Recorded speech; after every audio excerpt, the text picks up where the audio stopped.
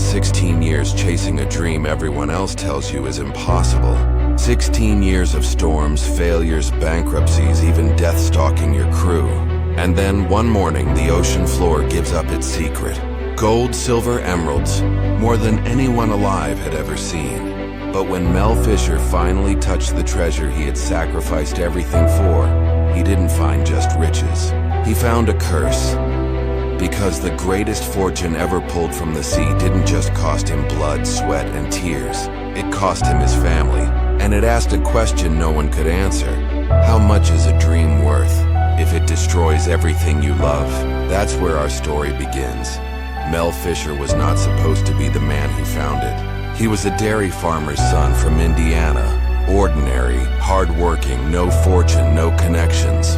But he had something no one else did.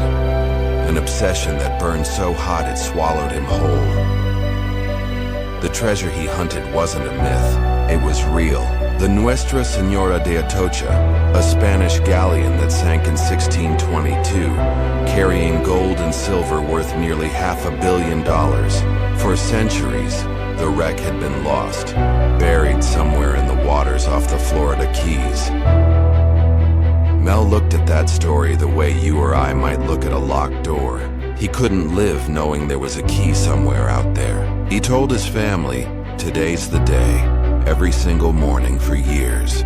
That phrase became their curse, but what they didn't know was the ocean had swallowed more than just treasure. It had buried centuries of tragedy, and it wasn't going to give it up without a fight. The hunt began in the 1960s.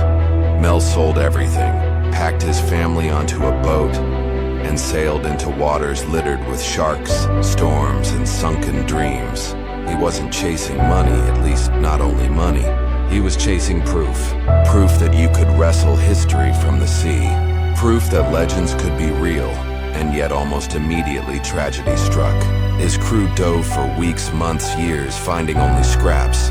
A musket ball, a chain, a piece of wood. Just enough to whisper, "Keep going," but never enough to pay for fuel or wages or the food on the table. His friends begged him to stop. Banks refused to lend him money. Strangers laughed in his face.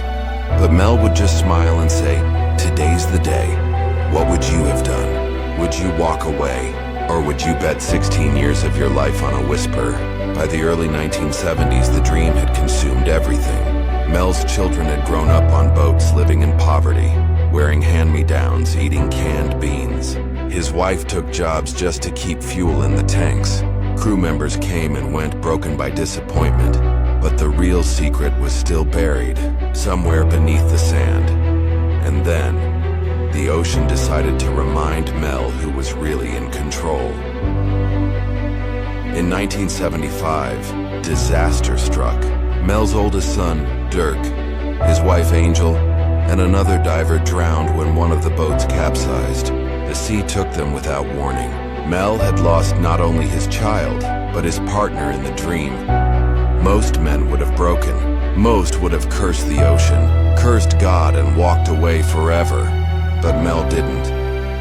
At the funeral, with tears running down his face, he whispered again, "Today's the day." Can you imagine that? Can you imagine burying your son and still believing the treasure was worth chasing? What they found next changed everything. After Dirk's death, something shifted.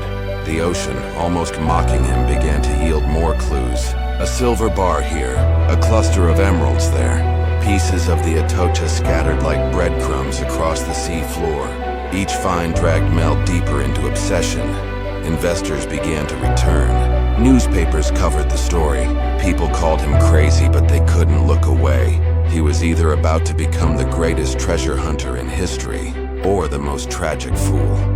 But the most valuable part was still missing. The mother lode, the central cargo hold where hundreds of chests of gold and silver lay hidden. Without it, the dream wasn't complete. And then, tragedy struck again.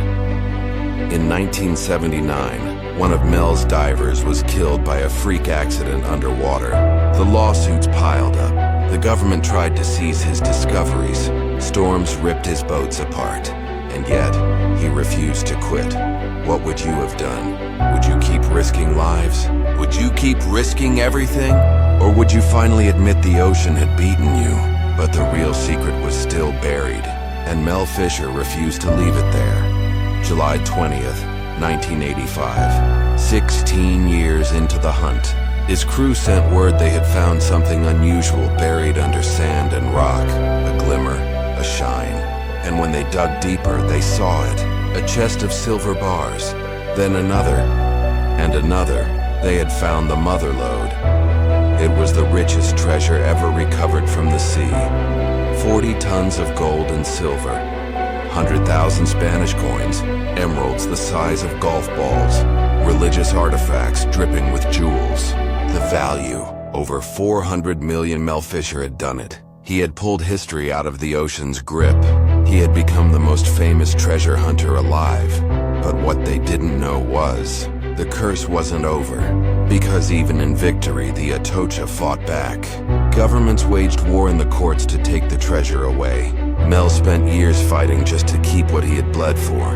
And through it all, he lived with the empty space where his son should have been. The treasure had made him rich. It had made him immortal in the history books, but it had also hollowed him out. So what do you think? Was it worth it?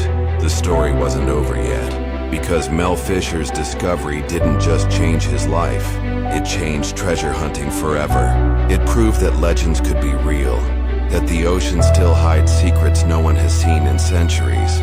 It ignited a fire that still burns in thousands of dreamers today, who sell everything they own chasing whispers in the waves. But the ocean has not given up all her secrets, the Atocha itself. Experts believe much of the cargo is still missing, buried deeper, scattered farther, waiting for the next dreamer.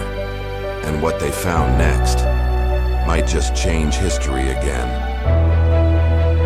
Mel Fisher died in 1998. His family still hunts the seas today, still whispering his words. Today's the day. They are still searching, because the story of the Atocha is not finished. And here's the haunting truth. Maybe it never will be.